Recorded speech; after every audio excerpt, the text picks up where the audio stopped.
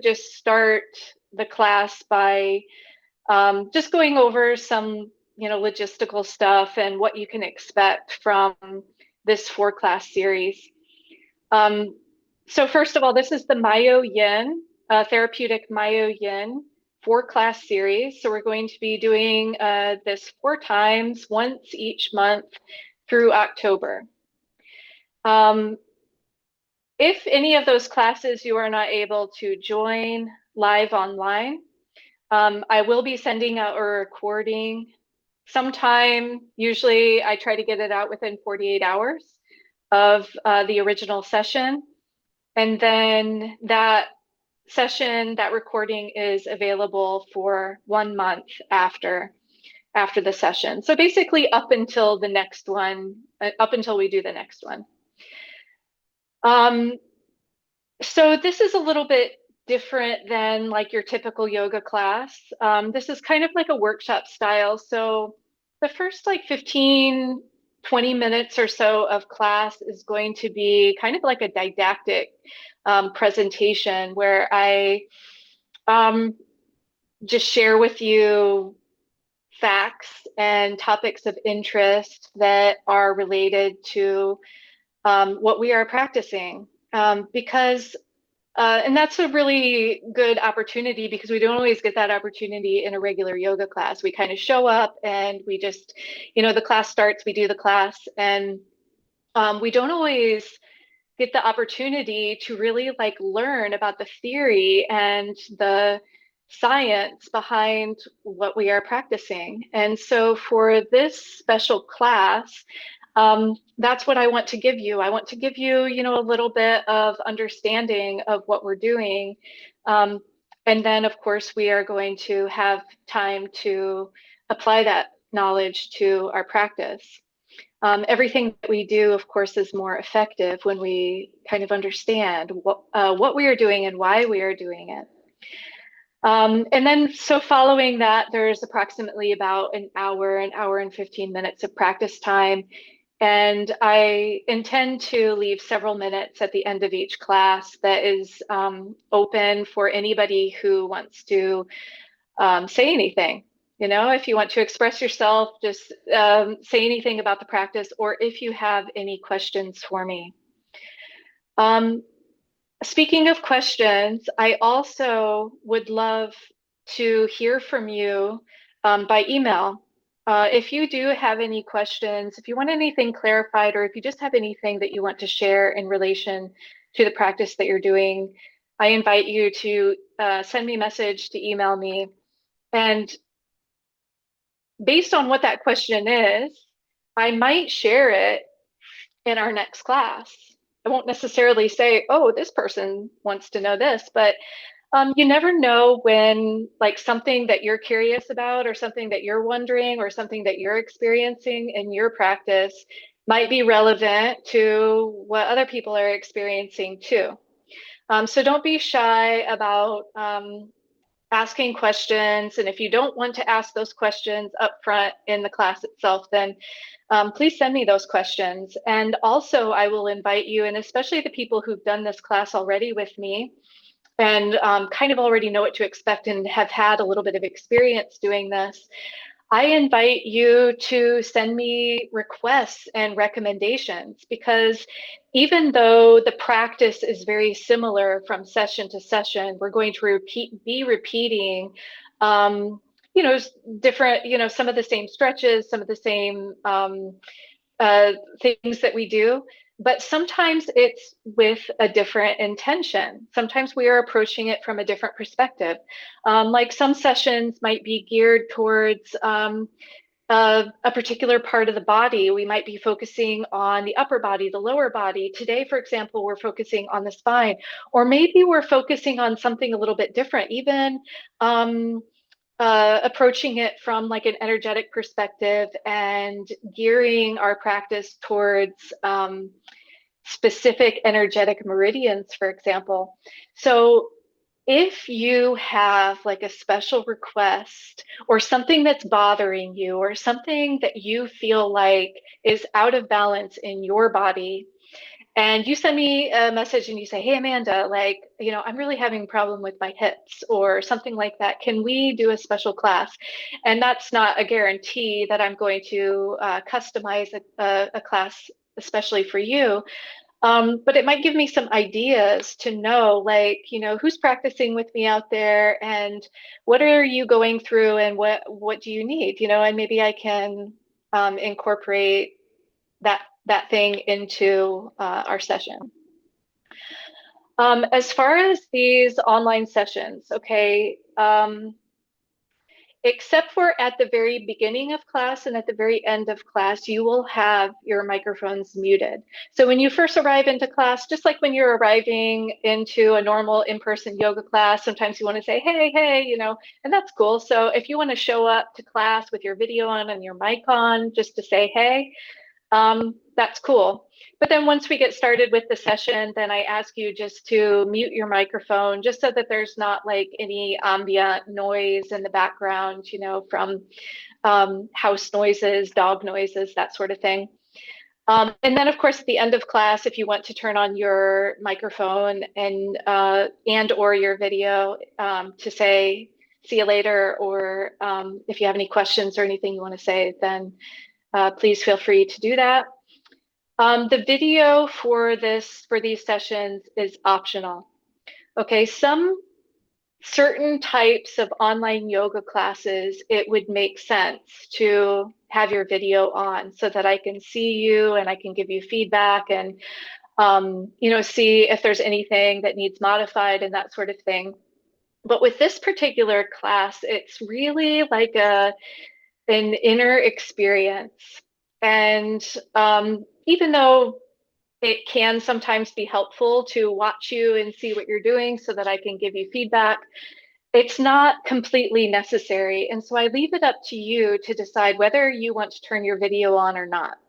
If you do like to get feedback or if you're like a little bit unsure if you're doing things the way you're supposed to be doing them and you want me to watch you and be able to give you feedback, then you can have your camera on. If you don't want your camera on, then there is no pressure to do that. This class is introvert friendly because I understand being kind of an introvert myself is that sometimes you just you want to be included in something, but you just kind of want to be on this on the outer edge of what's happening, and you want to join in without being seen and heard. And people who are not introverts would not understand that, but I think like an introvert, so I can understand that there's people out there that just want to join an online class and not have that pressure of being on camera or being heard. So totally cool if you don't. So for this class, we have some required equipment. We need 2 yoga blocks, and I prefer the thicker ones. So you have the ones that are a little bit like more narrow, and those you can use, but like I prefer the chunkier ones. And you also need 2 massage balls, and you can either use tennis balls or you can use lacrosse balls, which is what these are. And the lacrosse balls are like a little bit more dense and hard. And so these are going to give you like a more therapeutic, stronger experience. So if you use lacrosse balls and you find like, man, this is way too much pressure for me, then try tennis balls because they're a little bit softer. And another option, if you finding that the balls are too harsh in some areas of your body, you can also place a towel in between the balls and your body, which will just kind of soften it a little bit. So these are the required pieces of equipment for this course. Other things that are optional, if you have them, say like a yoga bolster or a towel or a blanket. These are just things that maybe enhance the therapeutic nature of the practice and might come in handy, but you certainly don't need them. A blanket is always nice, especially at the end of the session when we do our final relaxation. The body does have a tendency to cool down. So it might be nice just to cover up with a blankie. And one final thing, as far as what you want to wear for a class like this, obviously, just like with any yoga class, you want to wear something that's comfortable, flexible. But one unique requirement for MyoYin is that your clothes are not too baggy and loose, like a big baggy t-shirt or big baggy MC Hammer pants. You don't want to wear those, because the reason for that is when we start working with the balls and start moving around with the balls, if your clothes are really loose, then you're going to find that the ball kind of gets tangled up in your clothes. Okay. So, oh, and also if you have long hair, you're going to want something to pull back your hair. So I'm going to do that right now because I forgot to put my hair back before. And that's just because sometimes when we're working with the balls, your hair can kind of get caught up in the ball, and that's not very pleasant either. Okay, so that's all the logistics, what to expect. And now I'm just going to tell you a little bit about MyoYin. What is MyoYin? So MyoYin is a specialty fusion that combines yin yoga with myofascial release. And these are two modalities that target the fascial system. And I'll be talking about fascia a lot in not just this class, but all of the classes. And each class, you're going to go a little bit deeper and learn a little bit more about fascia and the fascial system, what it is and why it's important. So yin yoga and myofascial release are somewhat newer modalities, but they are based on ancient concepts and ancient traditions, ancient knowledge and wisdom. Yin yoga is a very specific approach to yoga. It has a very specific philosophy and theory behind it. And that specific theory and philosophy is based on traditional yoga and also on traditional Chinese medicine and Taoist concepts. Okay. And I'll talk a little bit more in future classes. So you might be going, well, what is a Taoist concept? What is Taoism? What is traditional Chinese medicine? What does that mean? So as we practice, of course, this is not a course specifically about that, but I'll be offering you little nuggets of knowledge about those things in these classes. So in yin yoga, I think most of you have practiced yin yoga with me before, but just a little refresher. When we practice yin yoga, we are sinking and softening into passive postures. And we do that for several minutes, which is facilitating a low load stress on the tissues. So sometimes that stress is like the tissues are lengthening, sometimes they're being compressed. Myofascial release is a type of physical therapy. Okay, so it's kind of based on a lot of the same concepts as yin yoga, but it was developed, more recently, and it's basically like a manipulation of the fascia. It kind of started out as a modality where somebody would manipulate the fascia for you. One of the pioneers of myofascial release, which is also called MFR, by the way, is a physical therapist named John Barnes. And there's a lot, of course, just like with any modality, there's a lot of different practitioners that have kind of taken their own approach to it. But it's basically a modality that targets the myofascial system. And I'll tell you a little bit more about that in a little bit. So MyoYin, this specialty fusion, which combines yin yoga and myofascial release, was created by a yoga teacher named Jo Fee. And Jo Fee, I believe she's based in Hong Kong. She's from Chinese background. And she is one of the original first generation students of Paul Grilly, who is like the grandfather of Yin Yoga. He's the person who sort of developed the very specific style that we know as Yin Yoga. And Joe Fee um, had an understudy named Nikki Hajitoma for about 15 years, and she taught all of her knowledge to Nikki. And I learned from Nikki.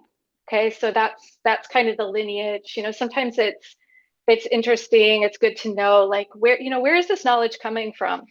I think it's important to share that because otherwise, there's so many things out there. People are teaching things that they really have, you have to wonder what their background is in it. Where are they getting this knowledge from? So I wanted to share that with you that I learned from somebody who was the understudy from the creator of MyoYin. Okay. So let me give you just a basic overview of what is fascia. Okay. And then we're going to get started practicing because I know that's why you're here. So fascia is a 3D spider web of connective tissue that attaches and surrounds and interweaves and encases, penetrates, and binds every single cell of the body together. It includes ligaments, which attach bone to bone. It includes tendons, which attach muscle to bone. It includes joint capsules, visceral fascia, like what holds all your internal organs together. Your skin is connective tissue, is fascia. Adipose tissue, fat. One of the types of fascia that we work with the most when we're practicing yoga is the myofascia, which is the specific type of fascia which encases and surrounds the muscle fibers. So fascia literally connects everything, hence the name connective tissue. And it acts kind of like a scaffolding for the entire system. It provides structure, but it also acts as a sensory organ, and it facilitates our ability to be able to sense and interact with both our external environment and our internal environment. It provides an energetic connection between tissues and cells. So it's kind of like a communication pathway for our body to be able to function and communicate. And this makes total sense from a yogic point of view because for thousands of years, the ancient yogis passed along this wisdom of the energetic channels, which in yoga are called the nadis. In traditional Chinese medicine, they're called the meridians. So they're like these pathways via which the vital essence, the prana, the chi, is able to flow through you. And so for years and years, up until recently, from like a medical science point of view, this was kind of ignored because we didn't have any evidence of these energetic pathways. It just was a little bit too esoteric and maybe even a little bit too woo-woo for people to believe. But now that we are understanding more about fascia and understanding how it acts as like an energetic conduit for the intelligence of our body, now we're starting to put things together and be able to theorize that, okay, maybe these energetic channels, these nadis or meridians that the ancient yogis talked about for thousands of years is the fascia or the sinew channels, the fascial channels. So very interesting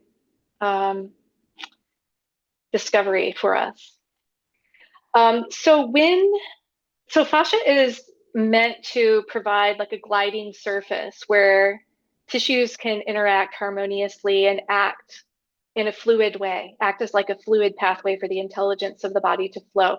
And so when the fascia is not healthy, it can be stiff and restrict mobility.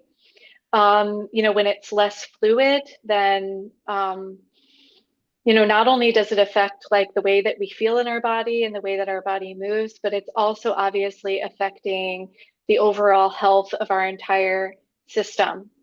It's also possible that the fascia can get it can get like inflamed. There can be inflammation in the fascia. There's a thing called fibrosis, like when you've had an injury or surgery or something like that, where the fascia just gets really thick and kind of scars. And when we don't exercise enough, when we don't take our joints through the range of motion, when we don't keep our body healthy, then we get like these adhesions in the fascia, which again, like I said, not only affects the way we feel in the body, the way that our body moves, our mobility, but it's also going to affect the the energetic communication of our body, which can lead to dysfunction and disease, both on a physical level and on mental and emotional level even. So how we exercise the fascia is different than how we would exercise the muscles. When we use the word exercise, automatically in your mind conjures up this idea of like movement, sweating, and that sort of thing. But when we talk about exercising the fascia, it's completely different. Exercising the fascia looks like long held stretches and compression in the tissues, which is going to be relevant when we start using the balls. If the stretching is too fast or energetic, it can actually cause an inflammatory response, and the tissue can actually tear. And so the practices of yin yoga and myofascial release are practices of patience and stillness. Scientific evidence shows that the fascia responds to low load stress that lasts for at least 90 seconds, longer if we can. And so when we are in these postures today, we're going to be spending at least several minutes in these postures. And when we do the myofascial release as well, we're going to try to hold some of that compression for at least 90 seconds. But seeing as this is our first class, and you might be extra sensitive until you get used to it, then we're not going to push that too much. And of course, we are also working with the energetic system. So we're going to incorporate breath work and meditation into our practice as well. So just before we get started, just a few notes on safety and comfort and that sort of thing. As I mentioned, we are going to be holding postures for several minutes at a time. And while we are in these postures, we are seeking sensation that is challenging but manageable. So I usually tell people on a scale from 1 to 10, sensation-wise, with 1 being no sensation and 10 being pain. We want to try to be somewhere like around a 4 or a 5.